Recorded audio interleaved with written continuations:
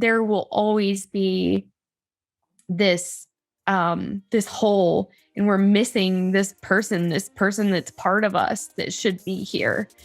So that's the way I look at it. But every day I just want to fight to make pediatric cancer survivable for these kids, because we're not doing enough.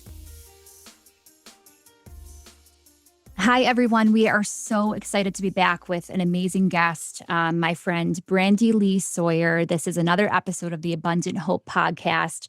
BrandiLee Sawyer joins us from Nashville. We unfortunately do not have Sarah with us today, my co-host. She is actually traveling out of Nashville, leaving the area to go on a little nice vacation. So we do have BrandiLee with myself, Kate Glazer of Abundant Hope podcast, and we are so honored to have on BrandiLee. She is actually a friend through social media. I have never personally met BrandiLee, but her story and her son and his light, he was just such a magnificent light. And I talk in past tense because he did pass away a couple of years ago. He was only 3 years old, diagnosed with rhabdomyosarcoma, which is a form of pediatric cancer.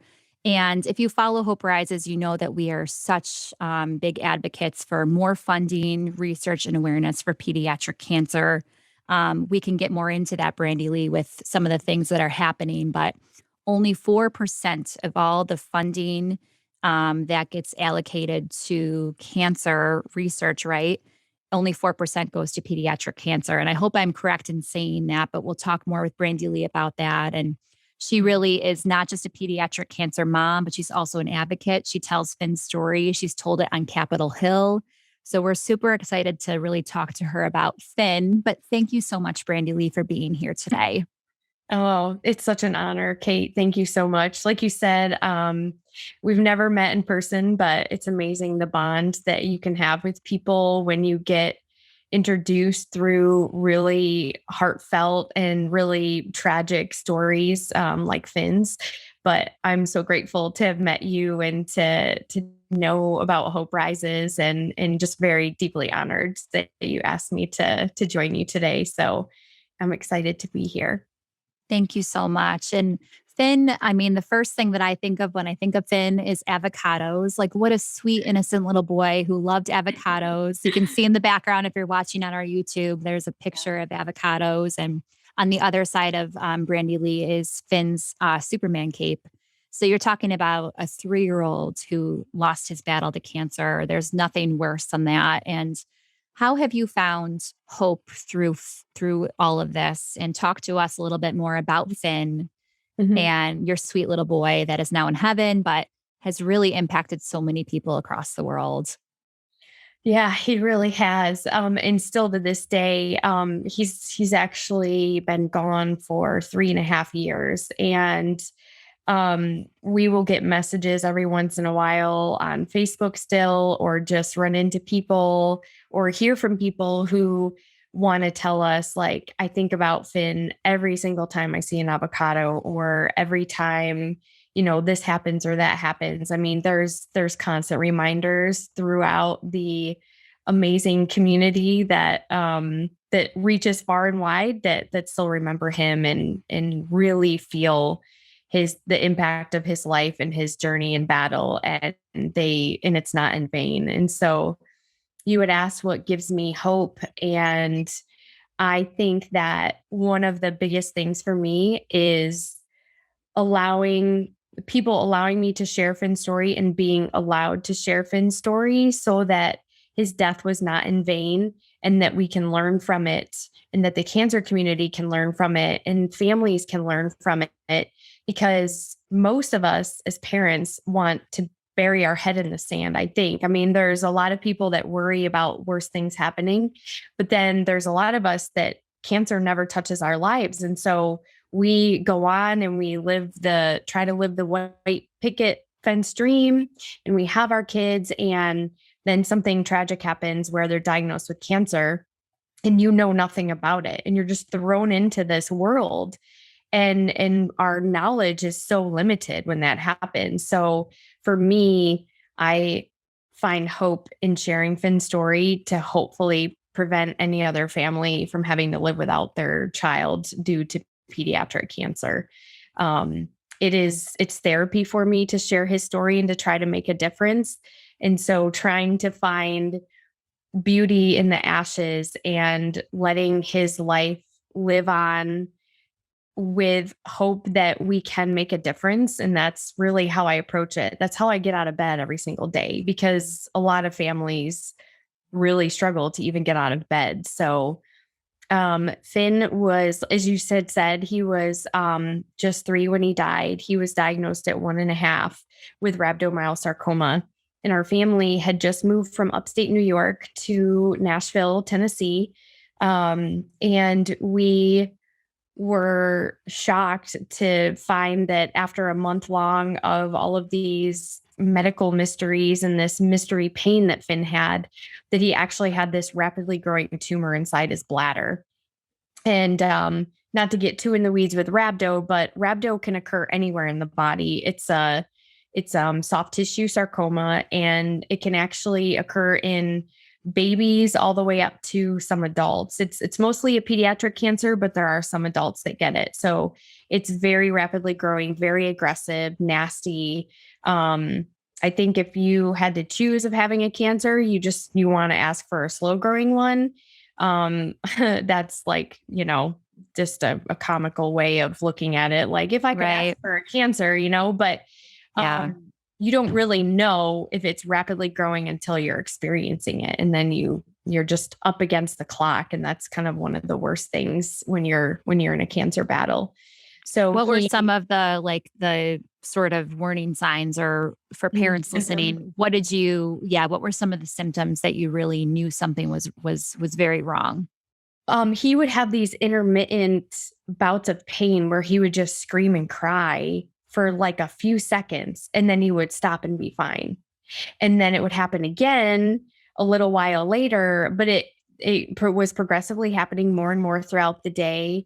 And then we actually found blood in his urine, and there were a couple other things, like he was trying to actually pee, and I looked in his diaper and he was like really struggling, and he could not pee. It was like trickling out. And so, sorry if that's TMI for people, but a lot of times, like I know parents whose children are diagnosed with neuroblastoma or leukemia or the other sarcomas, like the osteosarcomas and Ewing sarcomas. Sometimes there's joint pain, there's bone pain. Kids are commenting about their back hurting, their foot hurting, or you find this lump that all of a sudden appears. And honestly, I just got chills, because so many families that I talk to that are in this boat where they're fighting for their kid's life. They're advocating for their child, and they're going to the doctor, and they're like, something is not right. My kids had a fever, or they're super lethargic, or they've had this mystery pain for so long, and nobody can figure it out. And my best advice is do not give up. Do not give up. Keep going to different doctors until you get someone to listen to you, because more than likely it's nothing. But if it is something, you want that diagnosis as soon as possible. You need every moment you can to learn about that cancer and to get them in the right treatment. So parents sometimes feel crazy, and they're like, I was shouting from the rooftop that my kid had this pain or had this lump, and nobody would listen to me. And they just kept at it and kept at it. And they finally found someone that would listen. And sure enough, they get a scan or a biopsy, and it turns out to be cancer. So I don't advocate to be super nervous and think every bruise or fatigue symptom is cancer, because it's not. But if something is persisting, or if something in your gut feels off, I think we have that instinct for a reason. It's very real. So yeah, that's what I kept at it for a month, and I just knew something was wrong. And we finally found, we went to the ER actually, and they did an ultrasound and found the tumor inside his bladder. So it was wild. And then that was on a Tuesday. And by Friday he had his port in, and he was getting chemo that night. It was just a whirlwind. So wow. Talk about the moment that you heard your son has cancer, or you saw that tumor on the screen. Talk about that moment for you as a mom. it was very surreal for me. I am a very optimistic person, and my oldest son has cerebral palsy. And so I had always been in this mindset that we were going to be trailblazers and Gavin was going to change the world for disability. And, the glass is half full. And I think when I heard that Finn had a mass inside his bladder and they didn't know what it was, my heart sank, but I was like, well, it's anything but cancer. That was one of the options. Cancer was one, and then something else that was way less severe. And then they did the biopsy, and the biopsy came back that it was actually rhabdo. And I think I still was in this fight mode of, well, it's going to be okay. Like the doctor said, 80% of the time, his cancer responds favorably to treatment. So it's going to be good. We're going to do all the things. We're going to do holistic. We're going to, do the chemo and the radiation if we have to. And it's going to be good, because never in my mind did I think that I would be a parent, a mom that lost their child to cancer or that lost a child from anything. So, I don't want to say I was completely naive. I think I was just in fight mode. Even though I was devastated and panicked, I was so ready to fight and take this thing head on. And I know we needed that. We desperately needed that, because it was a long 2.5 years. So talk about his journey from that point. I mean, it sounds like the chemotherapy maybe did work and then maybe it didn't. So talk a little bit about sort of what he had to go through and kind of where things went downhill from there. Mm-hmm. So he was put on a standard protocol. For those in the audience that may not know, there's usually approved chemo protocols for the different types of cancers. And some cancers that are very rare do not have protocols. And so the doctor may have to do some research and try to figure it out. But a lot of times there are some approved regimens that they put kids on, and they've all been vetted and FDA approved, but that's a whole other ball game. And we need to make much more progress on that front. But Finn was put on the standard protocol for bladder prostate rhabdo for the stage and group that he was stage 3, group 3. So I guess if you had to stage just a general stage, it was stage 3. And that was 5 different chemotherapies for 42 weeks. And he had chemo every single week. Every 6 or 8 weeks, it was 5 days a week. He was constantly admitted into the hospital because he got a fever. But we kind of just grinned and bared it, because when we had a 9-week scan, his tumor looked like it shrank by 50%. So as you were saying, it looked like it was working, and then it didn't. And so at 10 weeks, he started 28 days of radiation targeted to the tumor inside his bladder. And then we finished up the rest of the chemo, which was another several months. So he was in treatment for about 10 and a half months. And for a 1.5-year-old turned 2-year-old, I mean, it's brutal. Like you watch your child go through things and be so sick, and there are oftentimes not much you can do about it. You can hold them and comfort them, but cancer treatment is one of the most barbaric things that you can witness on this earth. And I think if your audience has any experience with that, they can attest to that. So he finished treatment, and then about 2 weeks later, the most intense part of the chemotherapy effects are wearing off. And so we started seeing symptoms that his tumor was growing like it was in the beginning.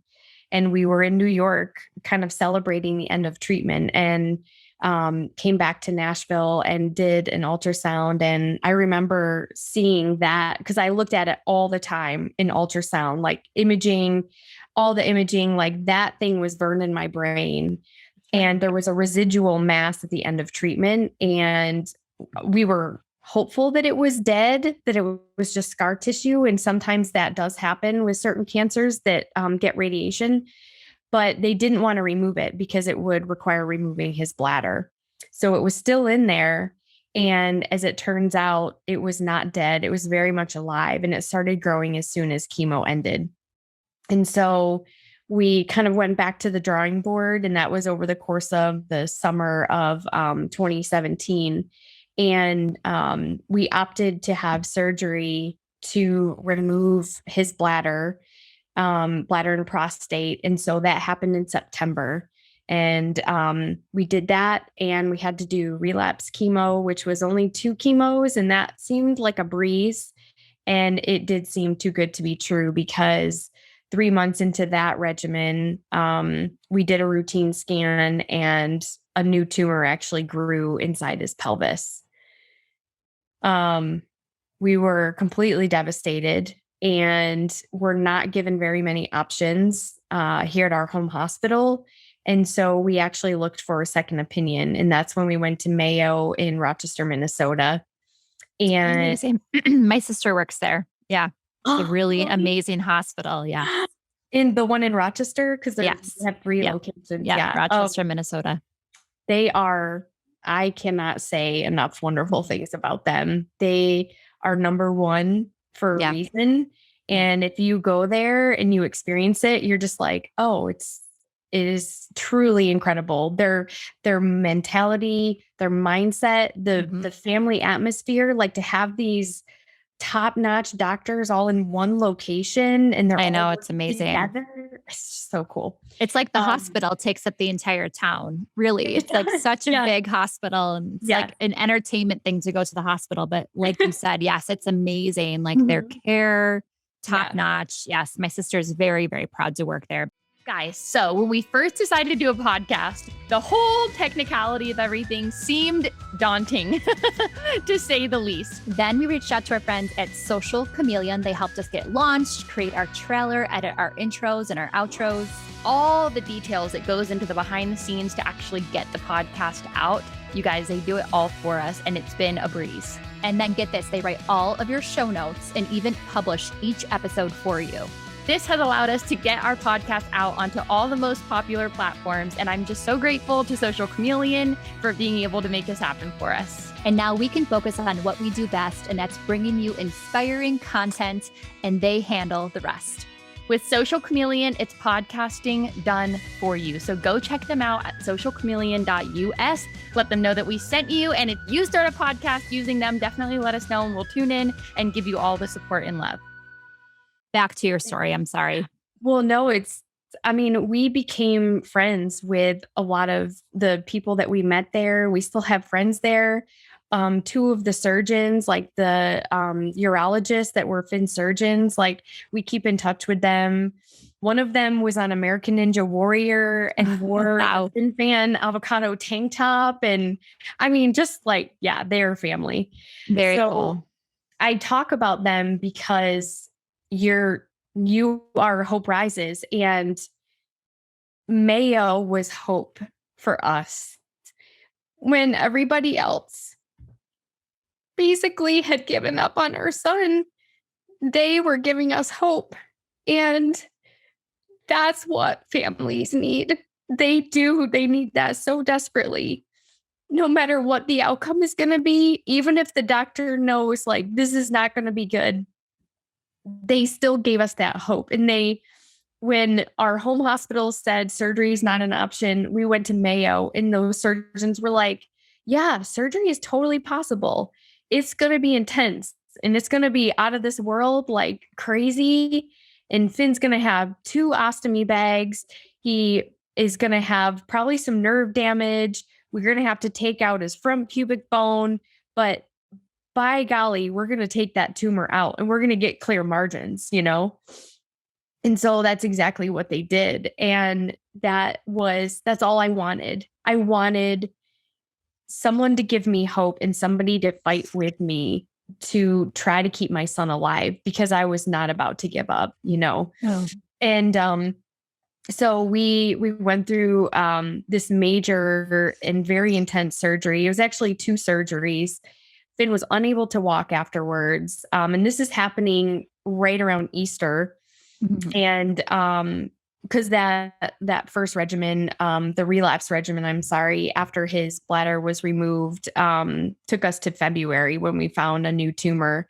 So then fast forward to April and Easter, we're like having this surgery, and one of the surgeons comes into the PICU. He's like this world-renowned bone sarcoma surgeon, and Sure.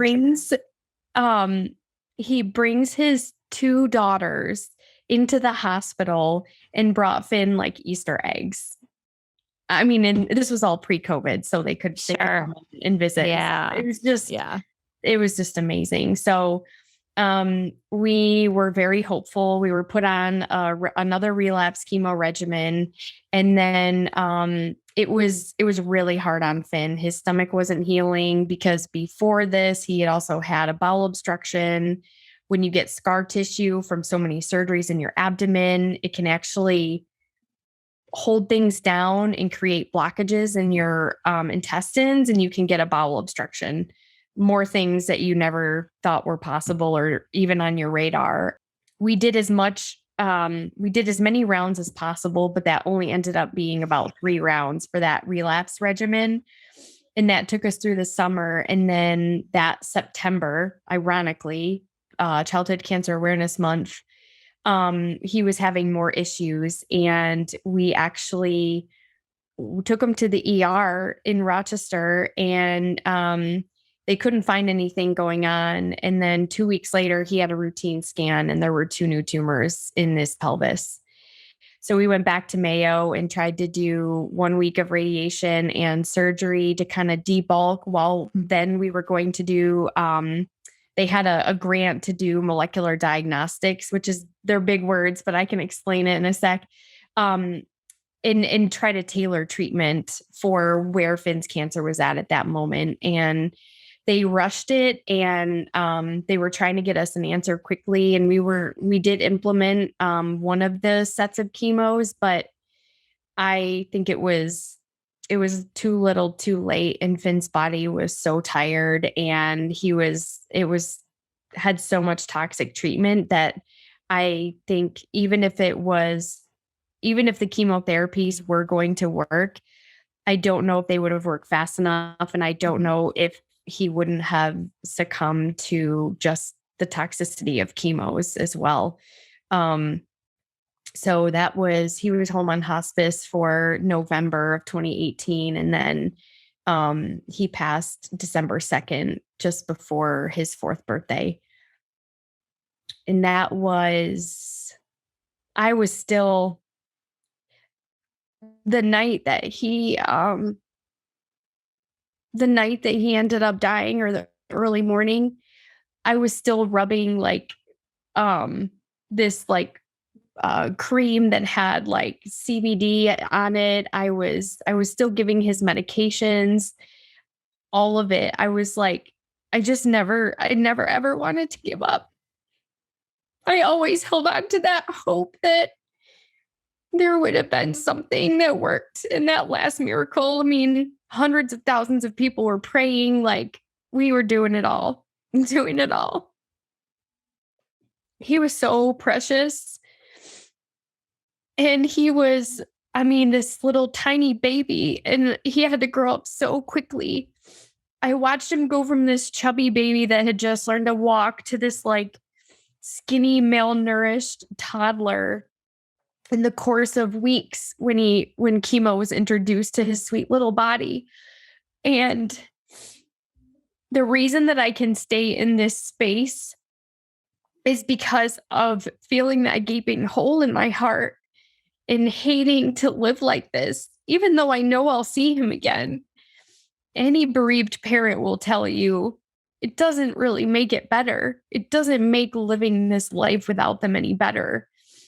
Sure, we can cope with it a little bit easier, and easy isn't even the right word, but there will always be this hole, and we're missing this person that's part of us that should be here. So that's the way I look at it. But every day I just want to fight to make pediatric cancer survivable for these kids because we're not doing enough. I think the hardest thing is that people, usually our Hope Rises audience, they're pretty open to hearing about really hard stuff, but a lot of people don't want to talk about pediatric cancer because it is really hard to talk about. Yep. Sorry, guys, this is very, very hard, but what do we need to be doing better as a society? How can we support kids like Finn or keep legacies going for kids like Finn who didn't make it? My question is very simple. What can we be doing more to support kids and families going through pediatric cancer, even though it's very hard to do that? And it can be something that's uncomfortable for people because no one wants to see a child in pain. So what is your advice to those who want to help? For those that want to help, I would say that being able to talk to the families, whether their child is still here or they've passed, that's a really big deal for families. I think that all of us, to some degree, are afraid our kids are going to be forgotten, and they're part of us and we will never forget them. And we think about the fact that they're not here or they're the battle that they had. We think about it all the time, whether you ask or not. So I always try to encourage people to definitely talk about it, to ask families, how are you doing? How are you doing? If they've lost their child, how is your grief? Do you want to talk about Finn? Do you want to share a story with me? Let's grab coffee. I want to hear how he fell in love with avocados. And there were some people that did that, and they have not forgotten, and they still do that every once in a while. But we're busy, and so oftentimes we forget, and we forget about this horribly tragic, life-altering thing that's happened to people.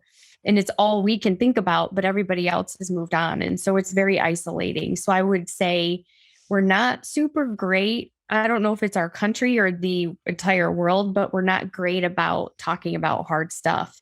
Mm-hmm. And we sometimes just need to suck it up and do it, because there are people who are struggling, families that can't get out of bed because they miss their kids so much, or they've been paralyzed by this cancer journey, and they just need somebody to help them. And it is a long road, and it's, you don't wake up and you're not just better one day. And then for those people who are doers, who love to send emails and donate money and advocate, I say, reach out to someone if you know someone that battled cancer, to find out what organizations are near and dear to them for research dollars, because oftentimes they do know of one, and it might be disease specific. And what I mean by that is Finn battled rhabdo, so I know more rhabdo organizations.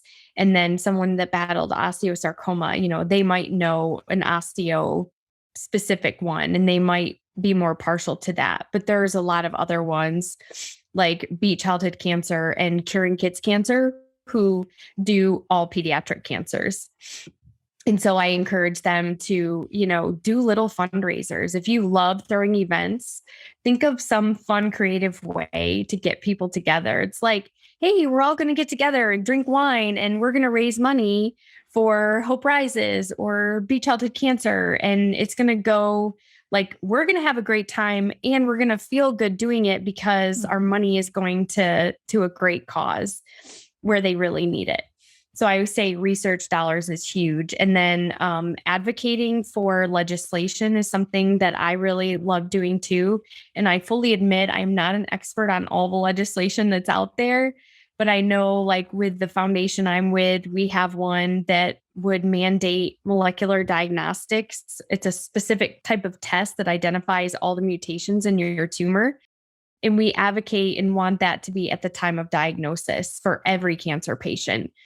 And that would have been, I think, a game changer, and would be a game changer. It helps everything from research all the way to coming up with treatments and customizing protocols. And if anyone wants to geek out about that, we could talk offline. You can reach out to me, but I'm a huge advocate for genomic sequencing / molecular diagnostics and doing that right from the beginning for patients. Mhm. And then you can write your representatives, so your senator and your congressman. Like, I think we get scared about those people, and we have this we think that they're all bad. Like, everybody in government's bad. I know not everybody thinks that everyone in government is bad, but it has a really bad rap. But I think that there are so many people, as I have witnessed by going to Capitol Hill and having these one-on-one meetings in their offices, they get so emotional and so choked up. And really what they need are personal stories. And I've heard Mhm. it time and time again out of the legislators' mouths. We need to know. There are so many issues, and we are bombarded day in and day out with all the things that people want fixed and done and changed. And if they don't know about it, then all these other things are going to take their attention away. And so we want to be the loudest voice on Capitol Hill to our representatives, saying, we need you to fund more for pediatric cancer. Here's a story. And you can write your own letter, or I have some. There's a rarecancertoolkit.com. You can actually fill in your zip code, and it will tell you who your representatives are and give you an email and a phone number. Mhm. And we make it super simple. You can advocate for that legislation or just more funding in general. But they have said, those that are on Capitol Hill, staffers and the legislators, that setting yourself apart or your letter apart and sharing a story on why you care and how you've been impacted by childhood cancer helps it. It makes the stack bigger, I guess, because generic letters that some different causes may send in, where every single letter is the same, it goes in just one. But if there's a letter by this person with this story and so on and so forth, they all add up to this huge long list of all these letters that have been sent in of people advocating for a specific thing. And you had talked about 4% of funding. Yes, that is 4% of federal funding. And I'm not very vocal about it, but I am really enraged about that. However, I want to make my dollars count. And so while I try to advocate for legislation and more federal dollars, I'm also a huge proponent of, let's take our money. Granted, it's hard-earned money and the economy is not great right now. But if you want to make a difference, go ahead and put your dollars where awesome novel treatment or novel research is happening, because we can wait for the federal government to change and to increase the dollars that they give. But there's really amazing research happening at all these different institutions, and there's organizations that help funnel money. Also, the hat. Oh my gosh, love your melon. Yes. I had bought a You can couple of those. Yes. buy a beanie and they're super cute. And the dollars they give, like, I've looked at all the charities that they give to in the foundations, and they're really awesome. Yeah, they're amazing. I know, I don't know if you followed, I follow a couple of families, but Team Beans, it's a CNN reporter. Andrew, yeah. Yes, we're friends. And I know, I know he does a lot for Dana-Farber, correct? Dana-Farber research. Yeah. We definitely support them as well through Hope Rises. So there's so many different things. But my question for you really quickly is, why only 4%? Is there an answer to that? I always get asked that question. I never know how to respond. Why would that even be a thing? Is it because of people's interest in supporting? Is it more of an insurance thing? Like, I don't know. That is such a great question. And I asked this to our lobbying consulting firm that we have through our foundation. And I honestly thought it was because of the numbers. Like, so how many adult cancers and common cancers versus pediatric cancers and ultra rare cancers. And the person that was on staff at the company said, I don't really think it's that. I don't think it's those numbers. We think it's maybe just like there's all these people that were advocating for lung cancer and breast Mhm. cancer. And so I hate to distill it down to this, but it was almost like the majority rules. Like the majority of people are coming to Congress and advocating for this, advocating for lung cancer and breast cancer because there was power in the numbers. There were so Sure. many of them. And it's true, it's a common cancer. There's so many more people that have breast cancer and lung cancer versus pediatric cancer. But really, when you distill it down, the sister biotech affiliated with the foundation I'm at, they did research and they found that of 400 known cancers, 380 of them are considered rare, which is less than 6 per 100,000 diagnoses. So there are so many more rare and ultra rare cancers, yet all of the dollars are going to these common cancers. Yeah. Yeah. So while I appreciate that the person was trying to say, no, I don't really think it's about numbers. I do really think it's about numbers, that so much of the population has the common cancers, and the dollars that go to those cancers, they have more clinical trials and they have more treatment protocols available. And then you look at the cancers with fewer diagnoses a year and how many clinical trials are available for that and how many drugs are available for that. And it's very, very different. I think that one of the legislators, I'm totally forgetting her name, but she said we have to get loud. She's like, get Mhm. loud, just be loud. And we don't want to, I guess, be loud and obnoxious, but I want to create, like, there is a rally. There's Cure Fest on Capitol Hill, but I don't Yes, know. I would love to actually attend that. I was asked to attend that from a local organization in Buffalo, New York called Kaylee's Kindness. And they're going to go to Cure Fest and they're like, please come with us. Even though you don't have a child with cancer, you're still a huge advocate. So I think Yeah, the biggest thing to say is you don't have to physically have a child with cancer, correct? Like it can be correct. anyone who's impacted by this or has been personally touched by even hearing a story and feeling Yeah. that passion in their heart to do more. So, yes, I've heard of that as well. And Childhood Cancer Awareness Month is coming up. So, we are so excited for Hope Rises. We're going to be doing a big event in September using the money that we raise split evenly to different nonprofits that need this support, especially nonprofits that are all about research and funding. So, I Awesome. think that's the biggest thing Love it. is just use your platform to do more. And if this Yeah. really infuriates you, which it infuriates me so Mhm. much, and I feel like I'm always constantly saying, what else can I do? Yeah. This is the time to really acknowledge childhood cancer awareness coming up in Mhm. September. Get Yeah. involved. There's so many organizations across the nation that are impacting kids with cancer, not just Yeah. the Make a Wishes or the St. Jude's. There's so many local nonprofits Mhm. that are really touching kids with cancer. Yes, absolutely.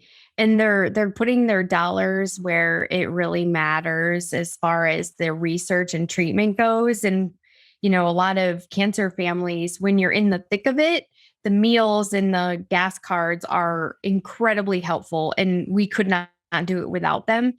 But really what we want is a cure. We want our kid to be cured. And so the money that goes to research and investing in those organizations that are doing that are critical as well. And they're less exciting because we all want to, like, give these beautiful gift baskets and dream vacations and Sure. room makeovers for the kids. And Yeah. they totally need that.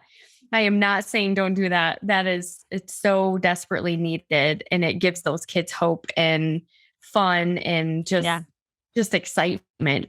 But yeah, absolutely. And get loud and reach out to people, power numbers, right? And then something that's, like, not as traditional of a recommendation as far as, like, a cancer advocate that I advocate for, when people want to help, not everybody thinks of this, but if you have kids, encourage your kids in those STEM fields because God knows we need more scientists. We need more compassionate oncologists. We need brilliant researchers. So if you see that your child has a knack for science or math, have you ever heard of a bioinformatician?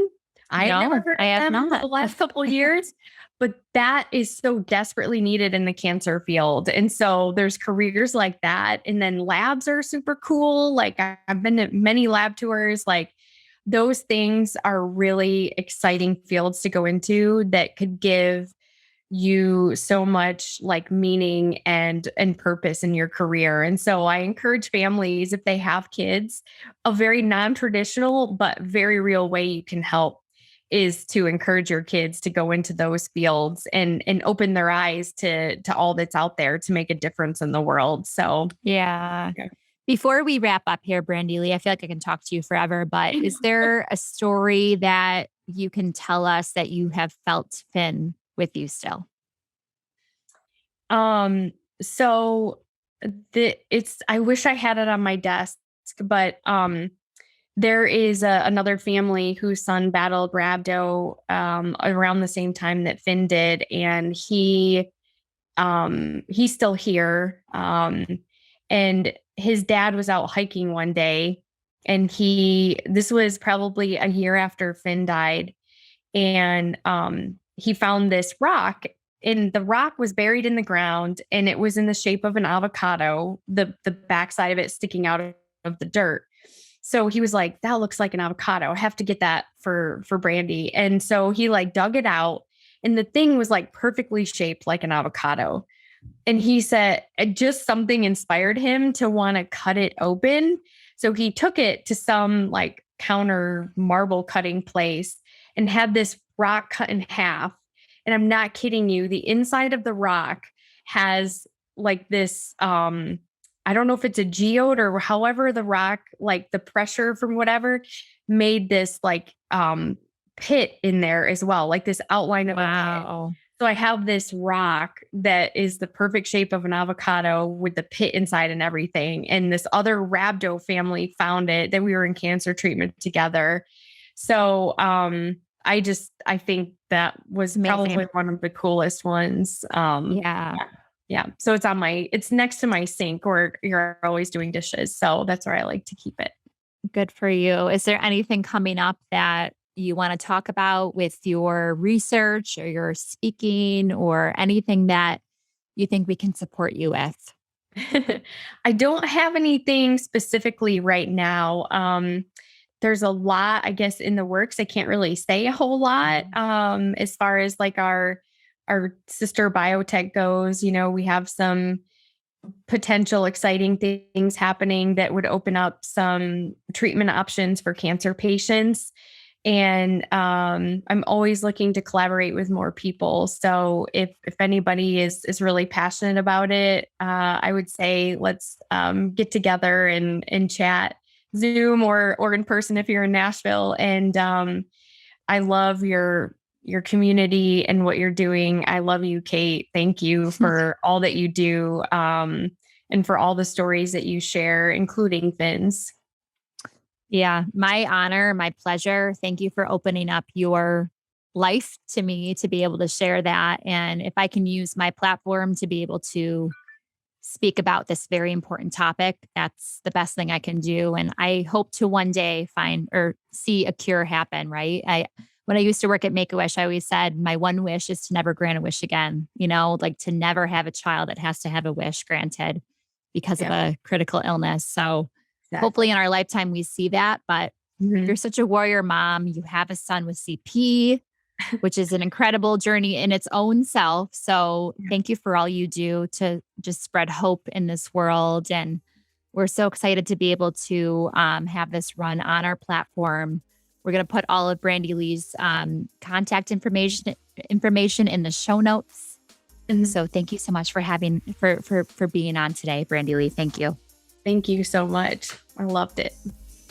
Thank you so much for listening and allowing us to inspire you today. We want to get to know you and learn why you need abundant hope in your life. Follow us and engage with us on social media. You guys, we would love to connect with you. And you can start by finding us on Instagram, Facebook, TikTok by searching Abundantly More and also Hope Rises Network. We will add all of our social links to the show notes below, and we would love to hear from you. So please come give us a follow, say hey, let us know you heard the podcast, let us know what you want to hear. We would absolutely love to hear from you and connect with you.